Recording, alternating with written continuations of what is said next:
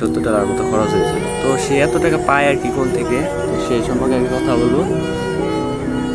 তো সেটা হচ্ছে হলো নাদিরান্দা গো, মানে এত টাকা পায় কোনি, মানে এত দেশ বিদেশে সে কীভাবে ঘুরে ফিরে সে মানে এত মানুষ হিসাবে মানে এত ইটি করে আর কি, চিল করে।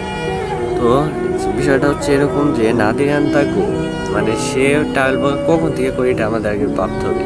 মানে সে ট্রাভেল ব্লগ তখন থেকে করে যখন হচ্ছে হলো তার বয়স হচ্ছে 22, 23, 17, 25, তখন থেকে ট্রাভেল ব্লগ করে।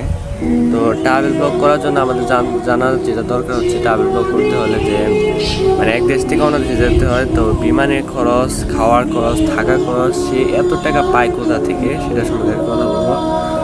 তো নাদিরান্দা গো হচ্ছে হলো একজন ট্রাভেল ব্লগার, তার বাপ মা আছে, কিন্তু আমি যে যখন ভিডিও করতেছি তখন এর আগে তার মা কয়দিন আগে তার মাটা মারা গেল আর কি।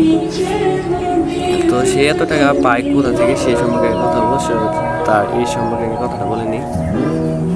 তো নাদিরান্দা গো, এই নাদিরান্দা গো মানে হচ্ছে হলো সে হচ্ছে হলো এক দেশ থেকে আরেক দেশে যায়। আমরা জানি হলো কোনো দেশ থেকে কোনো দেশে বিমানে গেলে বা ট্রাভেল করতে গেলে বিমানে আমরা জানি হলো 60,000 থেকে 70,000 মতো খরচ হয়।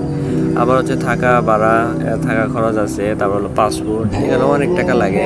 তো নাদিরান্দা গো তাহলে এত টাকা পায় কোথা থেকে, সেটা হচ্ছে হলো নাদিরের আব্বু আর হলো আম্মু আছে, তারা হচ্ছে হলো সম্ভবত সে কাজ করে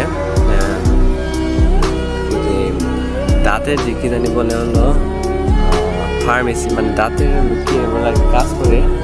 তো সেখান থেকে ভালো পরিমাণে কি টাকা আয় করে। আবার হচ্ছে নাদির এখন হচ্ছে নাদির মানে যে অবস্থায় আসছিল সেই অবস্থায় একটা ভালো আর কি জব করে।